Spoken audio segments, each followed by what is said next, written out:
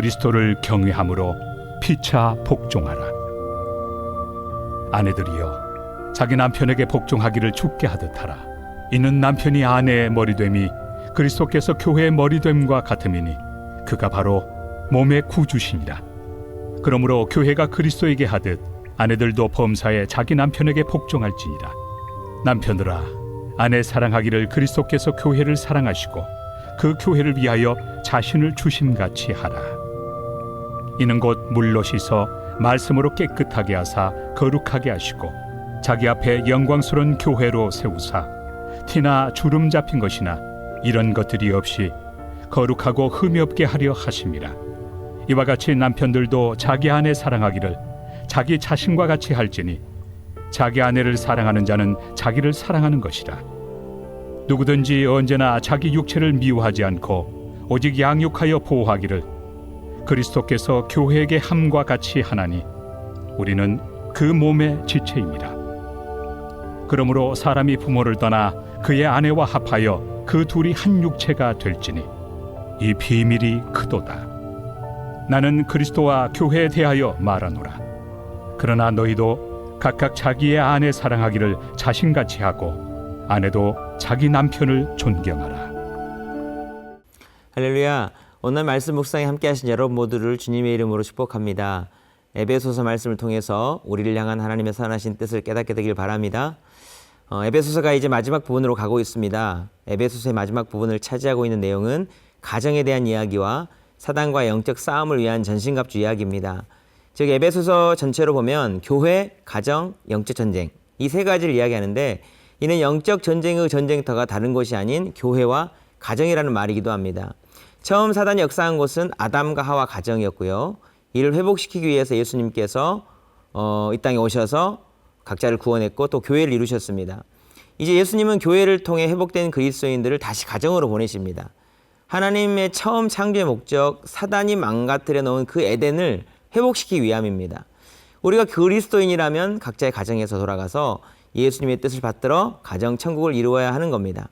그래서 오늘 본문에 보시면 22절에 아내들이여 이렇게 이야기하고 있고요. 또 25절에 보면 남편들아 이렇게 아내와 남편들, 특히 그리스도인 아내와 남편들이 무엇을 해야 할지를 말씀하고 계시는 겁니다. 첫 번째로 오늘 본문 말씀은 아내들에게 먼저 말씀하고 있습니다. 본문 20, 23절 보시면요. 아내들이여 자기 남편에게 복종하기를 주께 하듯 하라. 이는 남편이 아내의 머리됨이 그리스도께서 교회의 머리됨과 같음이니 그가 바로 몸의 구주시니라. 아내들에게 말씀하십니다. 남편들에게 복종하기를 주께 하듯 하라. 여기서 중요한 말이 주께 하듯 하라입니다. 말씀을 듣는 많은 여성분들께서 마음이 불편할지도 모르겠습니다. 아니 목사님 무슨 조선시대도 아니고 말이 안 되는 말 같습니다.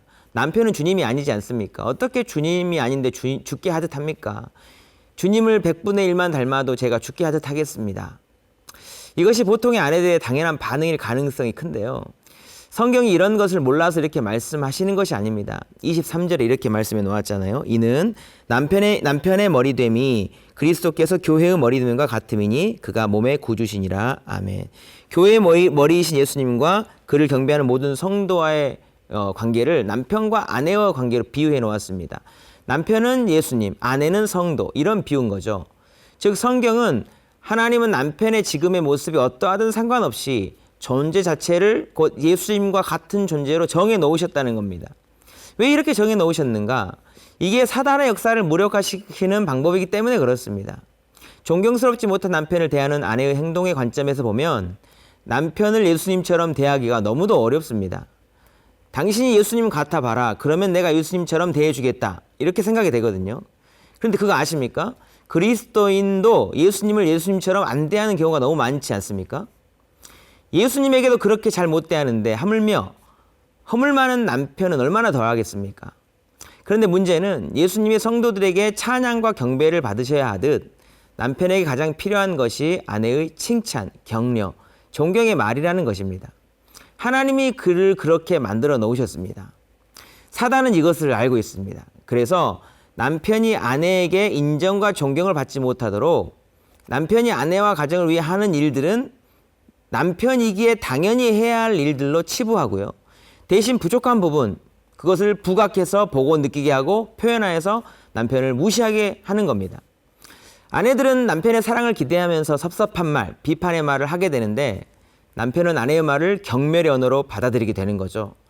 그러니 자기를 그렇게 대하는 아내를 사랑스럽게 대하지 못하게 되고 사랑받지 못한다고 느낀 아내는 남편을 함부로 대하여 더 존경하지 못하고 이렇게 관계의 악순환이 계속되는 겁니다.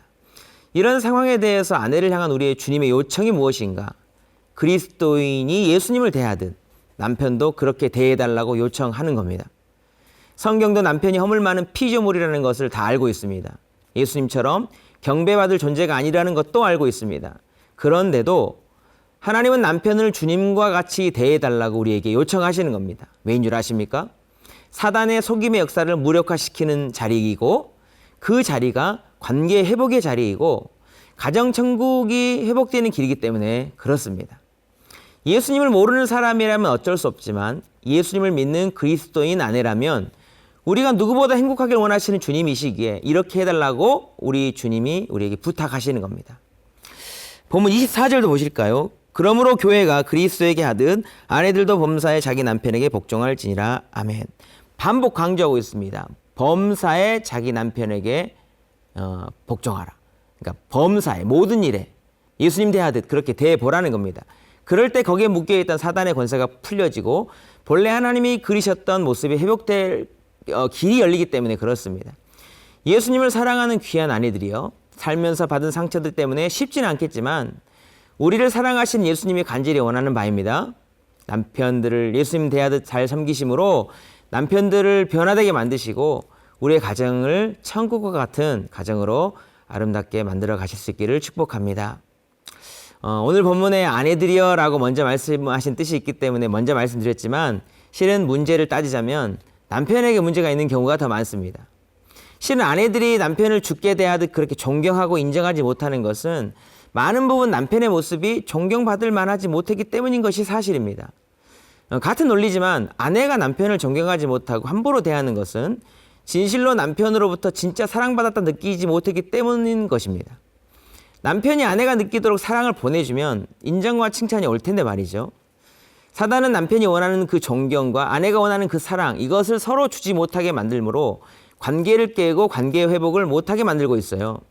그렇게 회복을 위해서는 남편도 마찬가지로 하나님의 말씀을 드려야 하는 겁니다. 남편에게 권면하시는 25절 말씀을 같이 한번 읽어보겠습니다. 남편들아 아내 사랑하기를 그리스도께서 교회를 사랑하시고 그 교회를 위하여 자신을 주심같이 하라. 아멘. 같은 방식으로 성경이 남편에게 요청하는 중요한 말은 예수님께서 교회를 위하여 자신을 주심같이, 즉 십자가에서 목숨 주신 것 같이입니다. 그렇게 사랑하라는 겁니다. 예수님은 성도인 우리를 위해 목숨까지 자신을 다 주셨죠. 예수님처럼 자기 아내를 사랑하면 주님 섬기듯 하지 않을 아내가 없을 텐데, 그런데 남편들은 결정적인 순간에 이기적으로 자기 자신을 위하더라는 겁니다. 아담이 처음 하와를 아내로 맞이했을 때 내 뼈 중에 뼈요 살 중에 살이라 했습니다. 다른 말로 하면 나의 다른 뼈가 부서지더라도 당신은 내가 지킬 거야, 이런 말이었습니다. 당신이 제일 소중해. 세상의 모든 것을 다 줘도 당신과 안 바꿀 거야. 이런 사랑 고백을 했고 하와는 감동했죠. 그런데 나중에 하와에게 돌아온 것은 무엇이었습니까? 배신감이었습니다. 아담이 책임져주고 보호해줘야 될 때 갑자기 돌변했고 그의 사랑 고백은 거짓이 되고 말았습니다. 남편이 하나님과 같이 된다는 생각에 나름 좋은 의도로 선악과를 줬는데 자기가 받아먹고 나서는 모든 책임을 다 뒤집어 씌우는 남편을 만나게 되었습니다. 당황이 되었겠죠. 아담은 내가 먹지 말라 했던 선악과를 내가 먹었냐? 하나님이 물으실 때 정말 멋있게 예, 제가 먹었습니다. 하와는 잘못 없습니다. 다 제 책임입니다. 그렇게 하면서 하와를 지켜주고 보호해 줘야 했습니다. 아담이 그렇게 했다면 선악과를 먹는 실수는 했지만 정말 최고였을 텐데 두려운 마음에 하와에게 뒤집어 씌웁니다. 이 여자가 선악과를 줘서 먹었다고. 하나님 왜 이 여자를 나한테 아내로 만들어줬냐고. 안 줬으면 나에게 이런 일도 없을 것 아니냐고 하면서 자기 인생 자체를 저주해 버립니다.